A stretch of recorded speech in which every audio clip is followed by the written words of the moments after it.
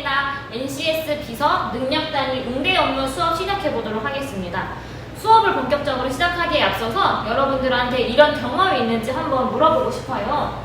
엄마 친구나 혹은 다른 사람의 전화를 대신 받았을 때 어떤 말을 전해달라든지 어떤 내용에 대해서 물어봐달라고 하고 전화를 끊을 때가 있죠. 그 다음에 이제 당사자에게 전화 받았던 내용을 전달해 줘야 됐던 경험이 한 번쯤은 있을 겁니다. 그래서 전화가 왔었다는 사실을 알리고 누구한테 왔었는지, 그런데 누구한테 전화가 왔더라? 성함이 어떻게 되더라? 몰라서 당황스러웠던 경험이 있죠. 그 다음에 뭐라고 하셨는데? 라고 물었지만 뭐라고 하셨더라? 어떤 내용을 전달해달라고 하셨더라? 기억이 안 났던 경험이 한 번쯤은 있을 것 같습니다. 오늘 수업할 내용은 이런 내용들과 관련된 학습을 하게 될 텐데, 학습 목표를 먼저 확인해 보도록 하겠습니다. 첫 번째, 전화 응대의 기본 예절을 지키며 응대 업무를 수행할 수 있다.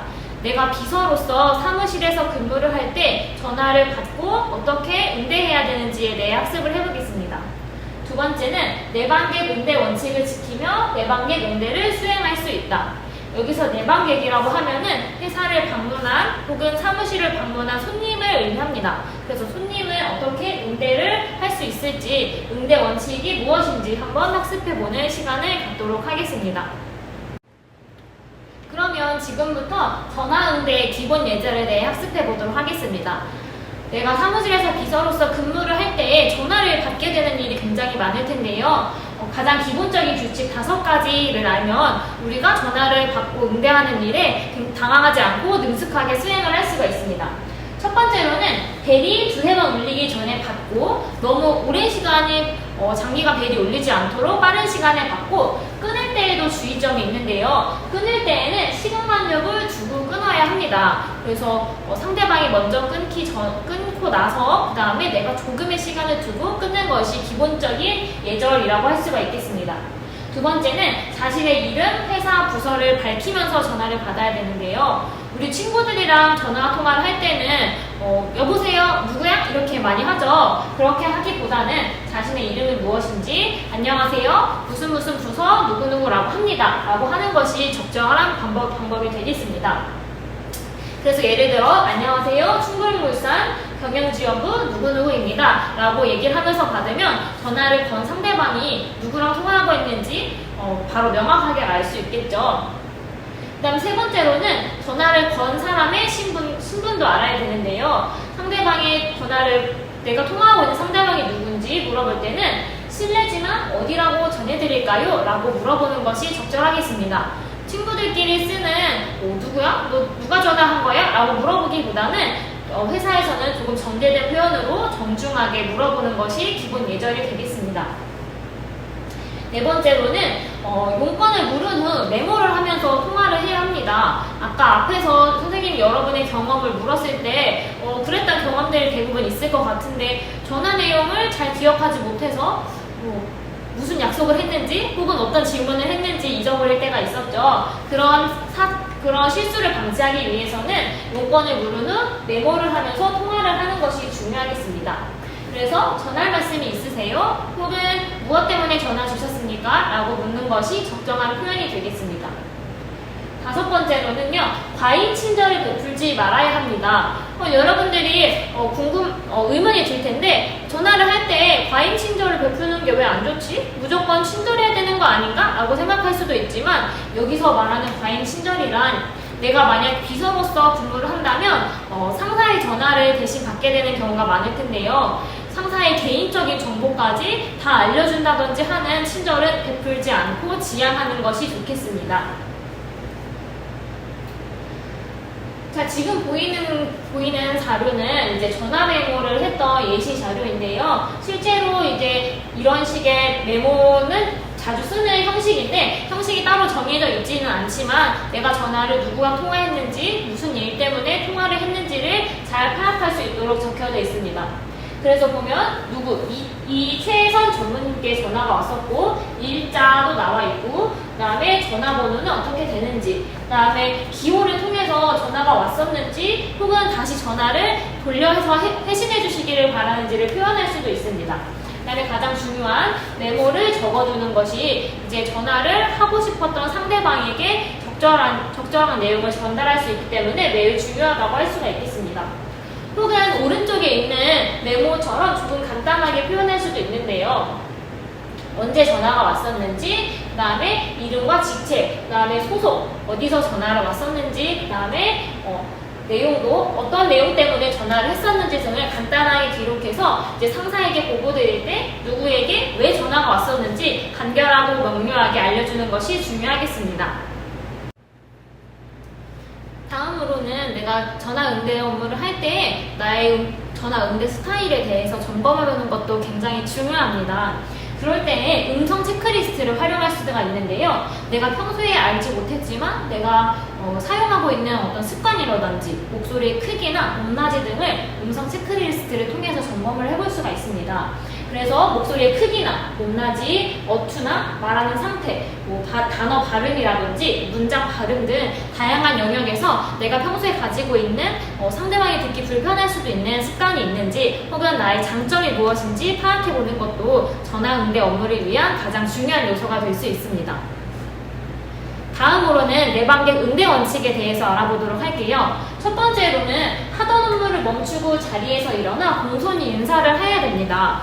우리가 가게나 옷가게를 방문했을 때 거기 있는 주인이 나를 반기지 않거나 혹은 아는 체도 하지 않으면 굉장히 당황스럽고 낯선 느낌이 들 때가 있죠. 그렇기 때문에 우리 회사 사무실을 방문한 손님이 들어온다면 먼저 일어나서 하던 일을 멈추고 먼저 인사를 건네는 것이 중요한 응대 원칙이 되겠습니다. 두 번째로는 외모나 복장으로 내방객을 차별해서는 안 되는데요. 우리가 생각하기에 깔끔하게 양복을 입은 사람한테는 더 친절하게 대하고 혹은 옷차림이 조금 깔끔하지 않은 사람한테는 막대한다든지 예의 바르지 않게 대한다든지 하는 등 외모나 복장으로 차별하는 것은 좋지 않습니다. 세 번째로 명함을 받을 때 이름에 손가락이 닿지 않도록 받아야 되는데요. 우리가 회사에서 근무를 하게 될 때 나를 소개하는, 나의 소속을 나타낼 수 있는 명함을 주고받을 일이 많을 텐데요. 명함을 받을 때에는 상대방의 명함 안에서 상대방의 이름이 손가락을 가리지 않고 받도록 하는 것이 비즈니스 매너라고 할 수가 있겠습니다. 네 번째로는 전문 용어나 약어의 사용을 자제해야 합니다. 우리 회사에서만 쓰고 있는 용어라든지 혹은 내가 알고 있는 분야에 대해서 전문성을 더 보여주기 위해서 상대방을 응대할 때 전문 용어나 약어를 자주 쓴다면 전문성이 높아 보이기보다는 서로 의사소통을 하는데 방해가 될 수가 있습니다. 그렇기 때문에 전문 용어나 약어는 사용하지 않고 자제하여 상대방이 더 이해하기 쉽고 의사소통이 원활하게 이루어질 수 있도록 하는 것이 내방객 응대 원칙이 되겠습니다. 명함을 주고받을 때 어떻게 해야 되는지에 대한 사진을 가져왔는데요. 주는 사람과 받는 사람이 있으면 주는 사람은 받는 사람 입장에서 똑바로 보이게, 거꾸로 보이지 않도록 받는 사람 입장에서 글씨가 똑바로 보이게 하는 것이 좋고 받는 사람 입장에서는 지금 보면 손가락으로 상대방의 이름을 가리지 않도록 하고 있습니다. 이렇게 서로를 배려해서 명함을 주고받기 하는 것이 비즈니스 매너가 될 수 있겠습니다. 내방객을 관리하는 카드를 보여줬는데요. 내방객들도 여러 사람이 오다 보면 누가 언제 또 무슨 이유로 왔는지에 대해서 나중에 기억이 안 날 수가 있겠죠. 그래서 방문객 기록부라는 것을 작성을 하게 되는데 날짜, 시간, 또 성명, 그 다음에 어떤 회사에서 오셨는지 연락처라든지 방문 목적 등을 간단하게 기록하는 것을 업무에 활용하면 나중에 기억하기도 쉽고 또 다른 사람에게 전달할 때도 서로 이해가 잘 될 수 있는 방법 중에 하나가 되겠습니다. 정해진 양식이 따로 있는 것은 아니고 보통 회사에서는 이런 양식들을 많이 쓰는데요. 이제 아까 보여줬던 양식보다는 조금 더 구체적으로 회사명과 직책, 연락처 아니면은 동반한 사람이라든지 아니면 내가 나의 상사와 어떤 관계가 있는지 혹은 특징이나 기호 등을 기억했다가 다음에 또 방문했을 때 그 사람이 좋아했던 음료수라든지 간식 같은 것들을 챙겨서 준다면 내방객이 굉장히 친절을 받고 있구나라고 생각할 수가 있겠죠. 그 다음에는 응대 업무 실습을 한번 해볼 텐데요. 회사에서 어떻게 전화를 받고 혹은 내방객을 대해야 되는지 앞에서 배웠던 학습 내용들을 지금까지 전화 응대 기본 예절과 내방객 응대 원칙에 대해 학습했습니다. 지금부터는 응대 업무 실습 영상을 시청할 텐데요. 회사 현장에서 비서로서 어떻게 전화 응대를 하고 내방객을 맞이하는지, 내가 학습한 요소가 영상의 어떤 부분에 나오는지 확인하면서 시청하면 학습 내용을 점검하는 데 도움이 될 것 같습니다. 네, 들어오세요. 안녕하세요. 충북기획의 전유정 전무님이시죠? 네, 사장님과 선약이 있어서 방문했습니다. 여기 제 명함입니다. 네, 감사합니다. 사장님께서 기다리고 계시거든요. 이쪽에 잠시만 앉아서 대기해 주시겠어요? 네, 감사합니다. 사장님 안녕하세요. 10시에 약속하신 충북기획 전유정 전무님 오셔서 기다리고 계십니다. 네, 응급실로 곧 가겠습니다. 네, 알겠습니다. 전유정 전무님, 충북기획 그리고 강의권 마케팅 계열.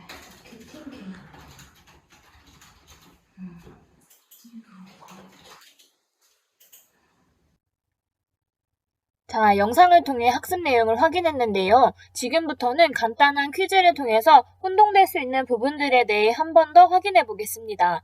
여러분들도 영상을 잠시 멈추고 퀴즈를 풀어보는 시간을 가지면 좋을 것 같아요. 그러면 이제부터 학습 확인 4문제를 함께 풀어보도록 하겠습니다. 1번, 최대한 친절함을 베풀기 위해 많은 정보를 제공한다. 정답은 X이죠. 상사의 개인정보와 관련된 부분까지 많은 정보를 제공하는 것은 지양해야 한다고 학습했었습니다. 2번, 외모나 복장으로 내방객을 차별하지 않는다. 내방객 응대 원칙에 대한 기본적인 원칙 중에 하나였죠. 외모나 복장을 가지고 내가 내방객을 먼저 판단하거나 차별하지 않아야 합니다.